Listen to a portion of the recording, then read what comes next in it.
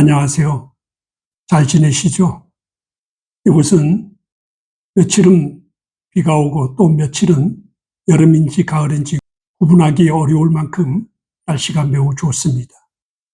가을 즐겁고 행복하게 보내시기를 응원하겠습니다. 오늘은 네 번째 이야기로 여러분과 함께 합니다. 제가 한국에 있을 적에 서울 한 중앙에 있는 교회에서 1년간 머물렀던 일이 있습니다. 그 교회 목사님은 신유 집회를 참 많이 찾아가고 또 많이 여는 그런 일들을 했습니다.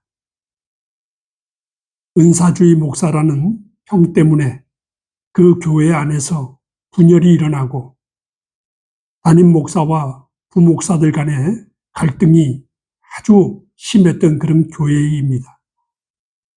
교인과 교인 사이에 또 갈라지는 그런 현상들이 일어났죠. 저는 이 목사님과 정말 참 많이 다녔습니다.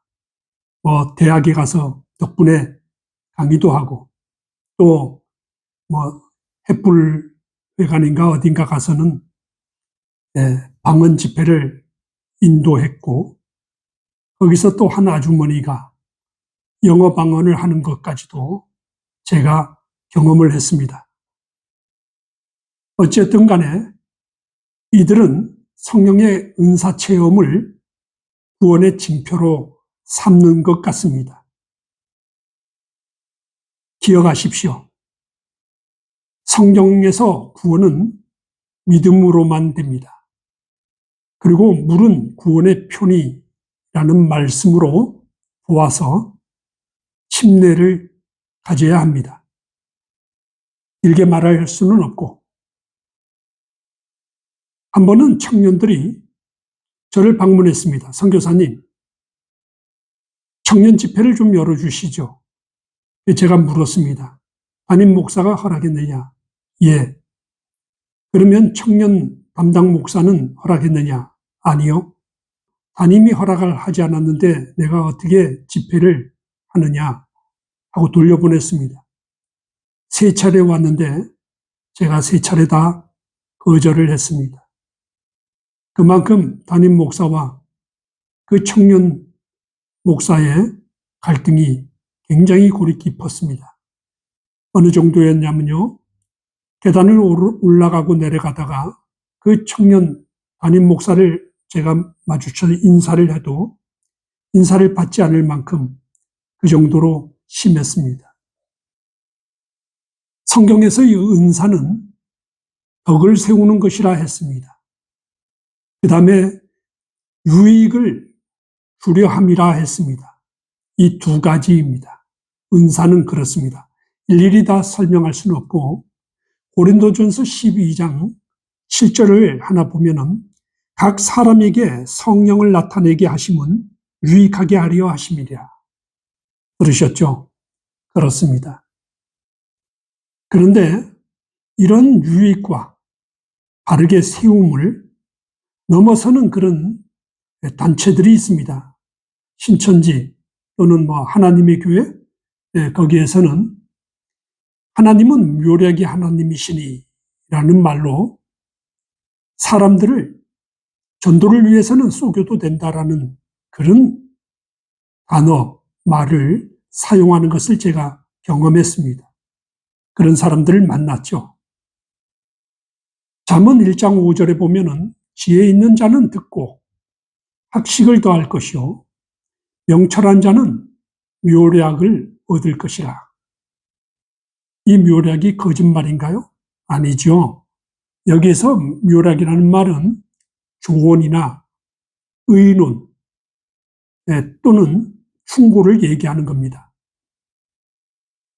신명기 32장에도 그들은 묘략이 없는 백성이라 그 중에 지식이 없도다. 여기서 묘략이 뭐예요? 좀 전에 말씀드렸던 조언과 의논, 충고 이런 것이 없어서 지식이 없다고 했습니다. 그렇죠. 호세아서 2장에 보면은 너희는 너희 어미는 교회를 말하는 겁니다. 어미와 쟁론하라 하는 말이 나옵니다. 뭐예요? 토론하고 토론하라. 논쟁하고 논쟁하라. 그래서 이스라엘 사람들은 하도 쟁론이 심해서 하나님이 두 손 들고 포기했다라는 그런 농담까지 있습니다. 그만큼 이스라엘 백성들은 지금도 그 대학이나 학교 안에서 논쟁하는 것이 대부분의 시간을 보낸다 합니다. 우리나라는 어떻게 해요? 서열로 되어 있죠. 우리나라의 교육 과정은 서열입니다. 후배가 선배한테 거꾸로는 질문도 할 수도 없고, 또 좋은 대학과 좀 그렇지 않는 대학과 논쟁을 하는 것도 존재하지도 않습니다. 이런 한국의 교육문화, 풍토에서는 지혜자가 나올 수가 없죠. 지혜자가 있어도 그가 교육을 받은 표시, 즉 졸업장이 없으면 그 사람은 존재하지 않는 겁니다. 이런 현실인 것이죠. 제가 후서 2장을 읽어드리겠습니다. 9절에서 12절. 악한 자의 이 마음은 사단의 역사를 따라 모든 능력과 표적과 거짓 기적과 불의의 모든 속임으로 멸망하는 자들에게 임하리니, 이는 저희가 진리의 사랑을 받지 아니하여 구원함을 얻지 못함이니라. 이러므로 하나님이 유혹을 저희 가운데 역사하게 하사 거짓 것을 믿게 하심은 진리를 믿지 않고 불의를 좋아하는 모든 자로 심판을 받게 하려 함이니라. 들으셨습니까? 이해하시죠? 진리를 믿지 않고 불의를 좋아하는 자들이기 때문에 하나님의 유혹을 저희 가운데에서 두었다 했습니다. 왜요? 구원받지 못하게 하기 위해서. 그 신유 집회, 이런 은사주의자들이 너무 도가 지나쳐서 성령의 은사 체험을 마치 구원의 징표로 착각하는 경우를 일으키고 있습니다. 이것은 사실입니다. 그래서 방언을 하지 못하는 사람들에게 아주 무시하는 눈길을 보냅니다. 아직까지 성령 체험을 하지 못했느냐. 한국의 80% 정도의 교인들은 이 성령 체험, 성령을 착각하는 경우가 있습니다. 이것은 나중에 다시 말씀드리도록 하겠습니다. 마가복음 9장 43절 하나를 더 읽어드리겠습니다. 만일 내 손이 너를 범죄케 하거든 찍어버리라. 불구자로 영생에 들어가는 것이 두 손을 가지고 지옥 꺼지지 않는 불에 들어가는 것보다 나으니라. 2000년 전에 예수님께서 그 유대인들에게 내 눈이 너를 범죄케 하면 빼버리라는 거예요. 내 손이 범죄하면 찍어버리라는 거예요. 발도 그렇고.